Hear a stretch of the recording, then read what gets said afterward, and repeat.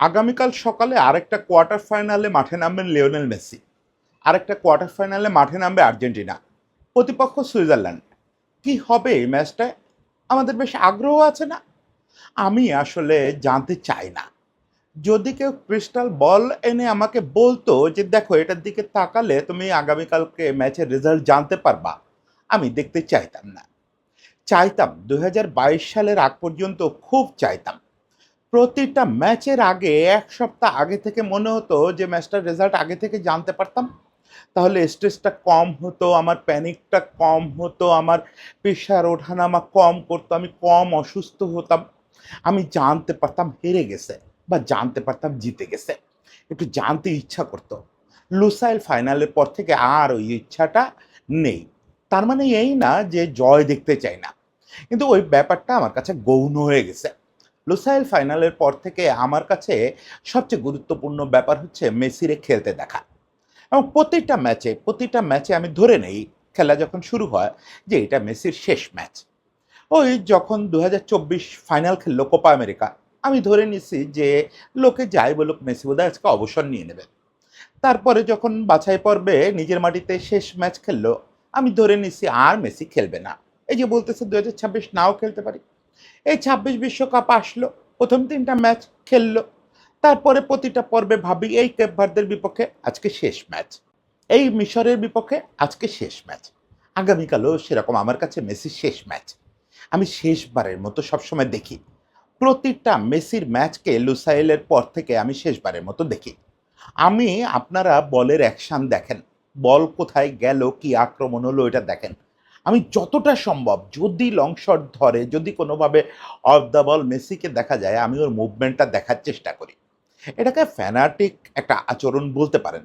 কিন্তু আমার কাছে মনে হয় যে আমরা এমন একটা সৌভাগ্যবান যুগে জন্মগ্রহণ করছি যে আমরা এই গ্রহের একটা শ্রেষ্ঠ প্রাণীকে তার খেলাটা খেলতে দেখতেছি। এটা তো আর বেশি দিন নাই। কতগুলো দিন। কালকের দিনটাই শেষ দিন হইতে পারে। পরে সেমিফাইনালটা শেষ দিন হইতে পারে। ফাইনাল শেষ দিন হইতে পারে। খুব বেশি দিন আর নাই। ফলে আমি সবাইকে বলি কি, সব তর্ক ভুলে যান। ফুটবলের কথা ভুলে যান। অনেক বিশ্লেষণ হয়েছে, অনেক তর্কাতর্কি হয়েছে। শুধু লোকটার খেলা দেখেন। আমি আজকে সকালে উঠে নিউ ইয়র্ক টাইমসে একটা বিশাল রিপোর্ট পড়লাম। তারা কি করছে? মেসি যতগুলো দলের বিপক্ষে খেলছে সেই প্রথম থেকে সার্বিয়া মন্টেনিগ্রোর বিপক্ষে প্রথম ম্যাচ থেকে সব জায়গা থেকে ১ জন ২ জন প্রতিপক্ষ খুঁজে বের করছে। তারা মেসিরে মাঠে কেমন দেখছে, তাদের মুগ্ধতা কেমন, সেইটা নিয়ে বিরাট একটা স্টোরি করছে। বিশাল, বিশাল মানে বিশাল লং রিড একটা স্টোরি করছে। সেখানে ওই প্রতিপক্ষরা তারে মাঠে দেখে কতটা মুগ্ধ হতো এবং তারা যে মেসিকে দেখার জন্য কতটা ব্যগ্র ছিল সেটা নিয়ে আলোচনা হয়েছে। তো সেগুলো বলবো আজকে একটু বলে বলবো যে মেসিরে দেখাটা কত বড় একটা ব্যাপার। ফলে এই চান্স মিস করেন না। আসেন এই চান্স নিয়ে কথা বলি। আসলে আমার কেবলই মনে হয় যে মানুষের যে দুটো চোখ, এই যে দৃষ্টিশক্তি সম্পন্ন আমরা যে সৌভাগ্যবান মানুষগুলো, স্রষ্টা তো অবশ্যই আমাদের বিশেষ একটা সুবিধা দিচ্ছেন, তাই না? এই পৃথিবীতে তো অনেক মানুষের দৃষ্টিশক্তি নাই। আমাদের এই চোখের একটা বড় কাজ এবং প্রধান কাজ সুন্দর জিনিস দেখা। অসুন্দর থেকে চোখটা সরায় সুন্দর দেখা। আমরা কত বিতর্ক, কত নোংরামি, কত বীভৎসতা, কত রক্ত, কত সহিংসতা, কত কি দেখতে বাধ্য হই না? এটার জন্য আমাদের চোখ দেন নাই স্রষ্টা। আমার মনে হয় স্রষ্টা দিছেন সুন্দর দেখার জন্য। সেই সুন্দর প্রকৃতি, সেই সুন্দর মানুষ, সেই সুন্দর তো কত কি। তার মধ্যে আমার কাছে মনে হয় যে সময়ের সবচেয়ে সুন্দর ফুটবল, সুন্দর ক্রিকেট, সুন্দর স্কিলফুল যেকোনো কিছু। সুন্দর একটা বই, সুন্দর একটা কবিতা, এগুলো দেখাও একটা সৌভাগ্যের ব্যাপার। আমার কাছে ওই জিনিসটা মেসির ক্ষেত্রে মনে হয়। যে তলস্তয় পড়া যেরকম একটা সৌভাগ্যের ব্যাপার, তলস্তয়ের বইটা কাভারের দিকে তাকায় থাকাটাও একটা সৌভাগ্যের ব্যাপার। ওই বঙ্গোপসাগরে গিয়ে সাগরের দিকে তাকায় থাকাটা একটা সৌভাগ্যের ব্যাপার। সবার কপালে তো জোটে না। আমাদের জন্য এটা একটা সৌভাগ্য। আমরা সেই সৌভাগ্যবান জেনারেশন যারা মেসির সঙ্গে লড়াই করতে দেখছি সর্বকালের অন্যতম সেরা গ্রেট ফুটবলার ক্রিস্টিয়ানো রোনালদোকে। আবার এই শেষ বেলায় এসে আরেকজন সর্বকালের অন্যতম সেরা হোক বা না হোক, বিশ্বকাপের মহানায়ক হতে যাচ্ছে কিলিয়ান এমবাপ্পে, তরুণ কিলিয়ান এমবাপ্পে। তাকেও দেখতেছি মেসির সঙ্গে লড়াই করতে। দুজনের সঙ্গে এই লিওনেল মেসি টক্কর দিছে, সমানে টক্কর দিয়েছে, এখনো দিয়ে যাচ্ছে। তো টক্করটাই কি মূল কথা? মূল কথা তো বিউটি, মূল কথা তো মুগ্ধতা। এই যে দ্য অ্যাথলেটিক মানে নিউ ইয়র্ক টাইমসের এই যে প্রোডাকশনটা, ওরা যে কাজটা করলো, আপনি দেখেন দৃষ্টিভঙ্গিটা কি। মেসির সতীর্থরা তো প্রশংসা করেই। আপনি জাবির কাছে প্রশংসা শুনছেন, ইনিয়েস্তার কাছে শুনছেন, নেইমারের কাছে শুনছেন, ডিপলের কাছে শুনছেন, এই মাসচেরানোর কাছে শুনছেন, হিগুয়েনের কাছে শুনছেন, সবার কাছে শুনছেন। এমনকি একটু সিনিয়র সতীর্থ স্কালোনিরা পর্যন্ত, আইমাররা পর্যন্ত প্রশংসায় ভাসায়। কিন্তু শত্রুদের প্রশংসা, প্রতিপক্ষের প্রশংসাটা কেমন, সেটা ওরা বের করার চেষ্টা করছে যে প্রতিপক্ষ কতটা মুগ্ধ হয়। আমি অনেক আগে রবার্তো কার্লোসের একটা কথা পড়ছিলাম যে রবার্তো কার্লোস তখন শেষ হয়ে আসছেন, মানে শেষের দিকে। সেই সময় এটা বোধহয় 2006 বা 7 এল ক্লাসিকো, মানে কার্লোসের শেষ এল ক্লাসিকো।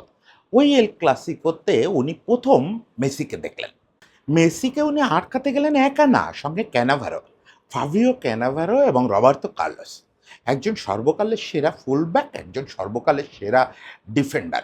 লিস্ট করলে এদের নাম তো আপনি বাদ দিতে পারবেন না। দুজন মিলে চার্জ করলেন এবং ওনারা খানিকক্ষণ পরে, মানে কয়েক সেকেন্ড পরে দেখলেন যে ওনারা ওনাদের জায়গায় আছেন, ওই বাচ্চাটা ওনাদের টপকায় বল নিয়ে চলে গেছে। ক্যানাভারোর দিকে তাকায় কার্লোস হেসে বললেন, মিথ্যে শুনি নাই, ঈশ্বর এটা কি পাঠাইছে, এটা তো নতুন ম্যারাডোনা, ম্যারাডোনেরও ছাড়া যাবে মনে হয়। ক্যানাভারো বললেন যে একটা ঐশ্বরিক দৃশ্যের মুখোমুখি হইলাম, বুঝলা, আমাদের শেষ সময়ে এসে আমরা একটা বিরাট জিনিস দেখে ফেললাম। ওই প্রতিদ্বন্দ্বিতা ভুলে যাও, কি দেখলাম এটা মাথায় রাখো। আসলে প্রতিপক্ষ ওরে সবসময় এইভাবেই দেখছে। প্রতিপক্ষ মাঠে লড়াইটা এর মতো দেখছে। কিন্তু যখন তারা ওই কথাটা মনে করছে যে কি হয় মেসির মুখোমুখি হলে, ওইটা তাদের মুগ্ধ করছে, ওটা তাদের সম্মানিত করছে। ভারানে বলতেছিল, ভারানে তো অনেক কাল ধরে মেসিরে সামলাইছে। ভারানে এই রিপোর্টেই বলতেছিল যে মেসিরে মার্ক করাটা আপনি ডিসিশন নিতে পারবেন না যে মেসিরে কোন লেনে মার্ক করবেন। মেসিরে কি আপনি সামনে থেকে আটকাবেন? মেসি যে হাঁটতেছে, মেসির কাছে গিয়ে ওরে সাফোকেটেড করে দিবেন? নাকি মেসি রান দেওয়ার অপেক্ষায় থাকবেন? সমস্যাটা হচ্ছে আপনি ডিসিশন মেক করতে পারবেন না। আমি বহুবার এরকম দেখছি যে মেসিরে ফলো করতে গিয়ে মেসি আস্তে, আস্তে হাঁটতেছে। আমি জানি তো, ওরে তো দেখতেছি অনেকদিন ধরে।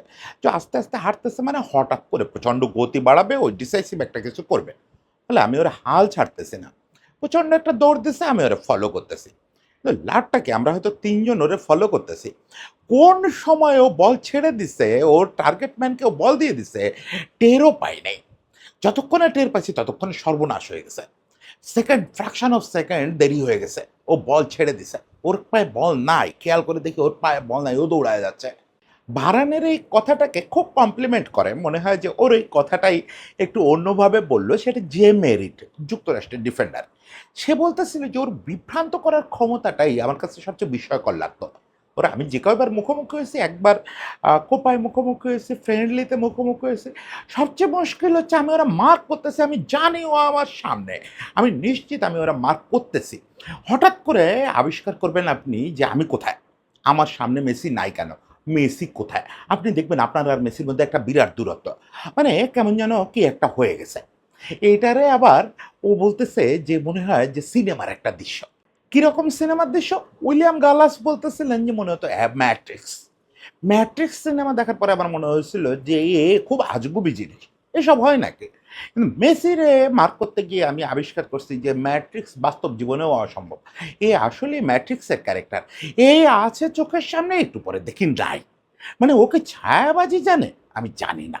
মানে এই লোককে মার্ক করতে গিয়ে আমি কোনোদিন নিশ্চিত হইতে পারি নাই যে আমি যে মার্ক করতেছি, ভাই আমি তো একটা মানুষকে মার্ক করতেছি, তাইলে তো সে আমার সামনে থাকবে। হঠাৎ করে দেখি সে কিছু একটা করলো, আমার সামনে নাই, আমি এক জায়গায়, সে এক জায়গায়। আমি কোথায়? ওই যে ইয়ে যেরকম বলছে, মেরিট যেরকম বলছে যে আমি এখানে কেন? সে নিজেরে জিজ্ঞেস করতো, আমি এখানে কেন? আর মেসি ওখানে কেন? মেসির অভিষেক হয়েছিল সার্বিয়া মন্টিনিগ্রোর বিপক্ষে। ওখানে ওই যে নেমে মুহূর্তের মধ্যে অ্যাসিস্ট করলো ক্রেসপোকে, তারপরে নিজে গোল করলো। ওই ম্যাচটার কিপার কথা বলছে এখানে, ইভান এরগিচ। সে বলতেছে যে ওই মানে ওইটুকু ছেলে নামছে ওই ম্যাচটায়, ওর আচরণ আমাকে তীব্র অপমানিত করছে। ও যেভাবে ছেলেখেলা করতেছিল আমাদের ডিফেন্স নিয়ে, আমাকে নিয়ে, সবকিছু নিয়ে, এটা আপনাকে অপমানিত করবেই। কিন্তু ম্যাচ শেষ হওয়ার পর থেকে আজ পর্যন্ত আমি বুঝি যে আমি আমার জীবনের সেরা দৃশ্যগুলো ঐদিন দেখছিলাম। আমার সামনে ওই যে দৌড়াচ্ছিল, ওই যে ম্যাজিকগুলো করতেছিল, এটা লাইভ দেখার এক্সপেরিয়েন্স, আপনি গোল পোস্টে দাঁড়ায় দেখার এক্সপেরিয়েন্স পৃথিবীর কেউ পাবে না। টিভিতে যে হাজার, হাজার মানুষ দেখে, গ্যালারিতে দেখে তারা পাবে না। ফলে আমি নিজেরে খুব সৌভাগ্যবান মনে করি যে আমি তার ফার্স্ট শোটা দেখছি। এখন মেসি মানে কি শুধু ম্যাজিক? তার প্রতিপক্ষরা শুধু ম্যাজিক হিসেবে দেখছে? না, মেসির একটা অদ্ভুত বৈশিষ্ট্যের কথা এখানে কয়েকজন ডিফেন্ডারের কাছ থেকে আসছে। সেটা হচ্ছে মেসি তো খাটো মানুষ, লো গ্র্যাভিটি, নিচের অংশে তার যে শক্তি এটা আসলেই অবিশ্বাস্য বেশি। সেটা এমনি তার সতীর্থরাই বলে। ওরই প্রায় বলেন যে ওর গোড়ালি দিয়ে ও সেকেন্ডের ভগ্নাংশ সময় এত শক্তিশালী মুভ নিতে পারে যেটা ওকে দেখে অনুমান করা যায় না। অনেকে মনে করে ও খুব নরম সরম মানুষ। ওর যে শরীরটা কত শক্ত, মানে ও যে কতটা সহন করতে পারে এটা আপনারা বাইরে থেকে কল্পনা করতে পারবেন না। সেই জিনিসটা এখানে কয়েকজন ডিফেন্ডার উল্লেখ করছে। মেসির বিপক্ষে ২৭টা ম্যাচ খেলছেন অ্যাথলেটিক ক্লাবের গোরা ইরাইসোস, ডিফেন্স করছেন। তো উনি বলছেন যে আমি বহুবার চেষ্টা করছি, আমি এবং আমার সতীর্থরা, মেসিকে ফাউল করে ফেলে দেওয়ার। কারণ এটা একটা শেষ উপায় থাকে যে বক্সের বাইরেই মেসিরে ফাউল করবো, বক্সে করলে তো পেনাল্টি, কি হবে, ফ্রি কিক পাবে, ফেলতে পারি নাই। আমার সবসময় মনে হতো যে ও ততক্ষণ পড়ে না যতক্ষণ ও পড়তে চায় না। যদি ওর মনে হয় যে পড়ে যাব তাহলে পড়ে যাবে, নতুবা ওরে ফেলার ক্ষমতা আমাদের ডিফেন্ডারদের নাই। সে পরিষ্কার বলছে যে আমরা তার পা টার্গেট করে লাথি মারছি, যেটা সাধারণ যে কোনো ফুটবলার হলে ছিটকে যাবে, ওর কিচ্ছু হয় নাই, ও অন্য পায়ে বল নিয়ে জাস্ট টপকায় চলে গেছে। মনে হয়েছে যে একটা রোবটের গায়ে বাড়ি মারলাম, নিজে পায়ে ব্যথা পেলাম। ওই অ্যাথলেটিক ক্লাবেরই জাভিয়ের এতসেইতা উনি আবার ওই সঙ্গে বলতেছিলেন যে হ্যাঁ, আসলেই আমরা বহুবার ওরে ফাউল করার চেষ্টা করছি। আমাদের এক ডিফেন্সিভ মিডফিল্ডার ওকে টার্গেট করেই নামছিল যে আজকে ওরে ফাউল করে ফেলে দিব। এবং টার্গেট ছিল যে ওরে ফেলে দিব মানে ও বাকি ম্যাচ যাতে স্বাভাবিক খেলতে না পারে। মোটামুটি আহত করারই চিন্তা ছিল। বলে একবারও পারে নাই। অন্তত ৪ বার চার্জ করছে। মেসির মনে হয় নাই যে বল যেহেতু অ্যাডভান্টেজ আছে, পায়ে আছে, আমি পড়ব না। সেও বলতেছে যে মেসি যদি পড়তে না চায়, বল যদি অ্যাডভান্টেজ থাকে, তার দখলে থাকে, সে যদি বল হারায় না ফেলে, সে পড়বে না। সে বলতেছে যে আপনারা যে মেসিরে পড়তে দেখেন, এটা হচ্ছে মেসি বল যদি ওই একই সঙ্গে ওই আঘাতের সঙ্গে সে বলও লুজ করে ফেলে তাহলে পড়ে যায়। কারণ তার তো ফাউল দরকার। তা না হলে তার ফলে ফাউল করলে সে দাঁড়ায় না। তা সে মানে ব্যথার জন্যও দাঁড়ায় পড়ে না, পড়েও যায় না, সে ফাউলের জন্য ক্রাইও করে না। ওই জিনিসটা এই ২ ডিফেন্ডার বলতেছিলেন যে অন্য যে কেউ ধরেন পেনাল্টি বক্সের একদম সামনে আপনি তারে চার্জ করছেন পড়ে যাওয়ার মতো। সে বলটা বেশ আগায় গেছে, হোক অ্যাডভান্টেজ। তারপরেও সে ওই বল সম্পর্কে তো নিশ্চিত না। কিন্তু ওইখানে ফ্রি কিক পাইলে তো হচ্ছে বেটার হতো। সে পড়ে গেলেই ফ্রি কিক পাবে। আমারে তো মারতে দেখতেছে রেফারি। কিন্তু সে নিবে না। সে ওই অ্যাডভান্টেজ বলের দিকে যাবে। সে ফ্রি কিকের জন্য অত ব্যাকুল না যতটা বলটার জন্য ব্যাকুল। দেখেন ওই সেই পুরনো কথা যে বলটা তার কাছে সবচেয়ে আকর্ষণীয়। এই জিনিসটা সবসময় তার প্রতিপক্ষদের মুগ্ধ করছে। শুধু কি আসলে প্রতিপক্ষ খেলোয়াড়দের মুগ্ধ করছে? ওই যে যেটা ওর ওই ১ম ম্যাচের কিপার বলতেছিলেন যে, "আমি পৃথিবীর সবচেয়ে সৌভাগ্যবান মানুষ। আমি ওর ফার্স্ট শোটা গোল পোস্টে দাঁড়ায় দেখছি। সবচেয়ে ভিআইপি সিটে দাঁড়ায় দেখছি।" সিট তো না, ওটা ভিআইপি স্ট্যান্ডিং সিট। সেই জায়গায় দাঁড়ায় আমি ওর ফার্স্ট শো দেখছি। একই সঙ্গে এই জিনিসটা কিন্তু প্রতিপক্ষ কোচদেরও মুগ্ধ করছে। আমি স্যার ফার্গি বা অন্যান্য বড়, বড় কোচরা ওরে নিয়ে কি বলছেন বা এই যে দে লা ফুয়েন্তের মতো ভদ্রলোকেরা কি বলছেন সেটা বাদই দিই। কারণ ভদ্রলোকেরা তো সবসময় প্রশংসা করবেনই। একটু খিটখিটেদের মধ্যে থেকে আপনি যদি আর্সেন ওয়েঙ্গারকে বেছে আনেন, তাহলে আর্সেন ওয়েঙ্গার কি বলছে? এই যে আজকে আমরা এলিয়েন বলি, ভিন গ্রহের প্রাণী বলি, তারপরে ক আ কম কম্পিউটার গেমস আর ভিডিও গেমসের ক্যারেক্টার বলি, সবগুলো আর্সেন ওয়েঙ্গারের দেওয়া বিশেষণ। সবগুলো আর্সেন ওয়েঙ্গারের দেওয়া বিশেষণ। আর্সেন ওয়েঙ্গারই ১ম বলেন যে, "ও মানুষ না। ও ভিডিও গেম থেকে বের হয়ে আসা ক্যারেক্টার। ওরে কারো পক্ষে ঠেকানো সম্ভব না।" আর্সেন ওয়েঙ্গারই আবার পরের সিজনে বলেন যে, "না, ও আসলে এলিয়েন। ও ভিন গ্রহের প্রাণী। ওর সঙ্গে আমি আমার ফুটবলারদের কম্পেয়ার করে আমার ফুটবলারদের খাটো করতে রাজি না।" মেসির এই যে অতিলৌকিক উপাধিগুলো, সবগুলো তার প্রতি মুগ্ধ হয়ে প্রতিপক্ষ কোচ হিসাবে বেশিরভাগই দিচ্ছেন আর্সেন ওয়েঙ্গার। মরিনহোর কথা ভাবেন। মরিনহো কারোর মরিনহো কিন্তু সিরিয়াসলি খুব অ্যাপ্রিসিয়েট করতে পারেন। সেই অ্যাপ্রিসিয়েশনগুলো তো ঢাকা পড়ে যায় ওনার ওই যে যেটা দেখাতে চান, শো অফ করতে চান। আসলে মরিনহোর মতো বড় হৃদয়ের মানুষ কিন্তু ফুটবলে খুব কম আছে। মরিনহোরে নিয়ে আমার কনটেন্ট আছে, দেখবেন যে মরিনহো খুব বড় হৃদয়ের মানুষ। মরিনহো রিয়ালে থাকতে কোনোদিন প্রশংসা করেন নাই। উনি জানেন যে ওরাতে তাস দিয়ে লাভ নেই। রিয়াল ছাড়ার পরে উনি বিভিন্ন ইন্টারভিউতে দুটো পয়েন্ট খুব বলছেন। একটা বলছেন যে, "আমার একটা বড় ভুল ছিল ওরে ১ম কয়েকটা এল ক্লাসিকোতে খেপানো, ফাউল করার চেষ্টা করা, ওর সম্পর্কে একটু তাতায় দেওয়া কথা বলা। এটাতে তো মরিনোর আশেপাশে তখন কেউ ছিল না। এখন তো মরিনো অনেক ভদ্রলোক হয়ে গেছে। আপনারা যারা এই প্রজন্ম তারা জানেনই না যে মরিনো কি জিনিস। মরিনহো কথা দিয়ে যেকোনো লোকের চামড়া ছুলে সে জায়গায় লবণ মরিচ দিয়ে দিতে পারত। কথা শুনলেই আপনার মনে হবে যে জ্বলে গেল রে! এরকম লোক মরিনহো ছিলেন। এখন তো খুব মানে রসিকতা করেন, ভদ্র রসিকতা। একসময় সেই ছিলেন। ওরকম করে চেতায় দিতে চাইছিলেন। যে কয়বার চেতায় দিতে চাইছেন সেই কয়বার হ্যাট্রিক হজম করতেছে। পরে উনি বলছেন যে, "এইটা আমার বিরাট মিস্টেক ছিল।" কারণ আমার প্রতিটা আক্রমণ, প্রতিটা ফাউলের চেষ্টা আমি যখনই খেলোয়াড়দের বলতাম, "ওরে ফাউল করে আটকাও," ততবার ও আরো বেশি অনুপ্রাণিত হতো, ওরে উল্টে আমি উপকার করে দিছি। এটা বিরাট ভুল। কেউ এটা করতে যাবেন না। ওরে না তাতানোই ভালো। মরিনোর আরেকটা কথা এবং গার্দিওলার একটা কথা, পরম শত্রু দুজন মানুষ এবং পরম ভিন্ন কৌশলের দুজন মানুষ বছরের পর বছর পরস্পরে ডাউন প্লে করার চেষ্টা করছেন। দুজন গ্রেটেস্ট কোচ। সেই দুজন একটা বিন্দুতে এক হয়ে যান। কিরকম জানেন? গার্দিওলা প্রায়ই বলেন যে, ওনাকে যখনই কেউ বলে যে, "আপনি তো অনেক বেস্ট বানাইছেন।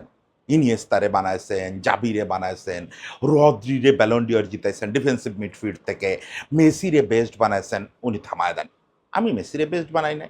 মেসি আমারে বেস্ট বানাইছে। আমি একদিনের জন্যও যদি বিশ্বসেরা কোচ হইতে পারি, সেটা আমাকে মেসি বানাইছে।" এখন গার্দিওলার এই কথারে আপনি বাৎসল্য দোষে দুষ্ট বলতে পারেন। যে সন্তানের কথা এটা সবাই বলবে। মেসি তো তার সন্তানের চেয়ে একটু বেশি। সন্তানের চেয়ে সামান্য একটু বেশি। ফলে গার্দিওলার এই কথাকে না হয় আপনি বাৎসল্য বলে এড়ায়া গেলেন। মরিনোর কথাটাকে মরিনোর যে কথাটা বলতে চাচ্ছি যে, মরিনহো একটা ইন্টারভিউতে বলতেছেন যে, "আমাকে আমার সেরাটা বের করে দিতে বাধ্য করছে সবসময় লিওনেল মেসি। আমি লা লিগায় থাকতে আমার বেস্টটা দিতে পারছি। সেটার কারণ আমার টিমের কোনো খেলোয়াড় না। সেটার কারণ আমার প্রতিপক্ষে লিওনেল মেসি খেলত। তাকে আটকানোর জন্য আমার মেধার সর্বোচ্চটা খরচ করতে হয়েছে। আমার ধারণা আমি আমার সেরা হইতে পারছি মেসির কারণে।" বুঝেন? একটা লোক তার নিজের কোচরেও বেস্ট বানাইছে, তার প্রতিপক্ষ কোচরেও বেস্ট বানাইছে। মুগ্ধতা কিভাবে ছড়ায় মানুষ। এই লোকরে দেখার জন্য বসে থাকবো না। এই লোকের শেষ অ্যাকশনটা যদি মিস করে ফেলি, আমি ডিপলের একটা কথা দিয়ে শেষ করতে চাই। এটা এই রিপোর্টের অংশ না। সেটা হচ্ছে ডিপল এই দেখার বিষয়টা সবচেয়ে ভালো বলছে। ছেলেটারে সবাই খুব সরল সোজা একটু ঘাড় তেড়া টাইপের মনে করে যে ওর কাজ বোধহয় শুধু মেসির বডিগার্ড হওয়া, মারামারি করা, অমুক-তমুক। ও যে এত সুন্দর কথা বলতে পারে, ওরে একবার জুলিয়ান আলভারেজ কথাটা জিজ্ঞেস করছিল, ও পরে একটা ইন্টারভিউতে এটা বলছে। ওরে ইন্টারভিউতে জিজ্ঞেস করা হয়েছিল যে, "আপনাকে তো মেসির বডিগার্ড বলে সবাই। তো আসলে তো ব্যাপারটা চোখে পড়ার মতো যে of the field, on the field, ট্যুরে সব জায়গায় আপনি মেসির সঙ্গে থাকেন। কারণ কি?" তো এটা আমারে একবার জুলিয়ানও জিজ্ঞেস করছিল। প্র্যাকটিস চলতেছে, আমরা সবাই রেস্ট নিচ্ছি, বসে আছি। কেউ ওই পানির ইয়ের উপরে, কেউ আ এটার উপরে, ওটার উপরে বসে আছি। হঠাৎ করে লিও দৌড় দেবে বলে প্রস্তুতি নিচ্ছে। তো আমি জুলিয়ানরে বললাম, "আমি উঠি। আমি লিওর সঙ্গে দৌড়াবো।" তো জুলিয়ান আমারে থামায় বলতেছে যে, "রদ্রিগো তুমি কি পাগল? সবসময় কেন লিওর সঙ্গে তোমার থাকতে হবে? আমরাও তো ওর সঙ্গে থাকি। কিন্তু তোমার এই ফ্যানাটিজম কেন?" তো ও ফিরে বলতেছে যে, "শোনো জুলিয়ান, এই লোক তো খুব বেশি দিন থাকবে না। একদিন আমাদের ছেড়ে চলে যাবে। আমাদের পরেও যেতে পারে। কিন্তু একদিন তো আর মাঠে পাবো না। তুমিও পাবা না, আমিও পাবো না। আমরা সবাই বৃদ্ধ হয়ে যাব। সেই বৃদ্ধ বয়সে কোনো একদিন টিভিতে দেখতে যদি মনে হয় যে, আরে লিওনেল মেসির সঙ্গে এই সময়টা আরেকটু কাটাইতে পারতাম, তাহলে এই এক্সপেরিয়েন্সটা হতো। আমি ওই আফসোস নিয়ে মরতে চাই না জুলিয়ান। তোমরা তোমাদের জায়গায় থাকো। আমি বাকিটা জীবন ওই সর্বোচ্চ চেষ্টা করে যাব যে আমার যেন অবসরের পরে, আমি বিচ্ছিন্ন হয়ে যাওয়ার পরে আমি টিভির দিকে চেয়ে যেন একদিনও আফসোস না করি একটা বারের জন্য যে লিও মেসির সঙ্গে আরেকটু সময় কাটানো যেত। জুলিয়ান আলভারেজ বলছিল যে, "আমি জানি তুমি তারপরেও আফসোস করবা। তোমার কিছু বাকি রয়ে যাবে দেখা। সেই বাকিটা তো আমাদের সবারই রয়ে যাবে। ডিপলেরও রয়ে যাবে, আমাদেরও রয়ে যাবে। ডিপল জুলিয়ানরা কাছে বসে দেখতেছে, কেউ গোল পোস্টে দাঁড়ায় দেখছে, কেউ ডিফেন্স করতে গিয়ে দেখছে, কেউ ফাউল করতে গিয়ে দেখছে, কেউ সেরা কোচ হচ্ছে তার বিপক্ষে দাঁড়ায়, কেউ সেরা কোচ হচ্ছে তার পক্ষে দাঁড়ায়। আমরা তো অনেক দূরে থাকি, আমাদের কাছে দূর গ্রহের তারাটা যেরকম সেরকম। আমি একটু পরম সৌভাগ্যবান, স্রষ্টার তো অশেষ কৃপা, অশেষ কৃপা, অশেষ কৃপা আমার উপরে। মানে আমি মনে করি আমরা পৃথিবীতে সবাই স্রষ্টার অশেষ আশীর্বাদ ধন্য, অশেষ আশীর্বাদ ধন্য। প্রতিটা প্রাণী যে দুঃখে আছে সেও, যে আপাত সুখে আছে সেও। আমার প্রতি একটা বিশেষ কৃপা ছিল। আমি 2011 সালে এই লোকটারে এরকম দূরত্বে দেখছি, আমার থেকে 5-6 হাত দূরত্ব থেকে হেঁটে যাচ্ছিল। সে গল্প বহুবার করছি বিভিন্ন কন্টেন্টে। আমি শুধু একটা জিনিস সারা জীবন সম্পদ হয়ে থাকবে, আমাদের বারবার সিকিউরিটি বলতেছিল ডাক দিবেন না, কেউ নাম ধরে ডাক দিবেন না, এই ব্যারিয়ার ক্রস করবেন না, তাহলে কিন্তু আপনারা গ্রেপ্তারও হতে পারেন। আমাদের বিশেষ অনুমতিতে লবিতে একটা টেপ দিয়ে আটকায় রাখে দেওয়া হয়েছিল, কাপড়ের ওই যে ক্রাইম সিন টেপের মতো। যখন মেসি আমাদের ক্রস করে গেল, তখন আমি সামলাইতে পারি নাই, করলে করুক গ্রেপ্তার, কি হবে। আমি শাউট করে উঠছি লিও বলে। ও পেছন ফিরে তাকাইছে, ও তো আর বুঝতেছে না কে ডাকছে, কিন্তু পেছন ফিরে হালকা করে একটু হাত নাড়ায় হেসে দিছে।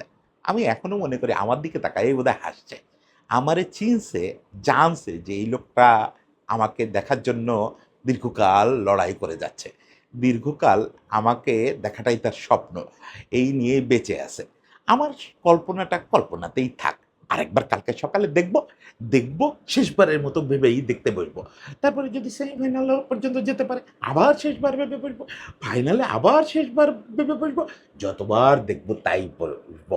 আপনাদেরও বলি, মেসিরে নিয়ে তর্কাতর্কি করেন, তার শ্রেষ্ঠত্ব নিয়ে সন্দেহ করেন, কোনো সমস্যা নাই। তারে ফিফার ফিফা বয় বলেন, অমুক বলেন, তমুক বলেন, এগুলো দুষ্টুমি মজা করতে থাকেন, কিন্তু গোপনে গোপনে খেলা মিস করেন না। খেলাটা দেখবেন, উপভোগ করবেন, এটা মিস হয়ে গেলে আর পাবেন না, আর পাবেন না। সবাইকে ভালোবাসা, সবাইকে শুভেচ্ছা।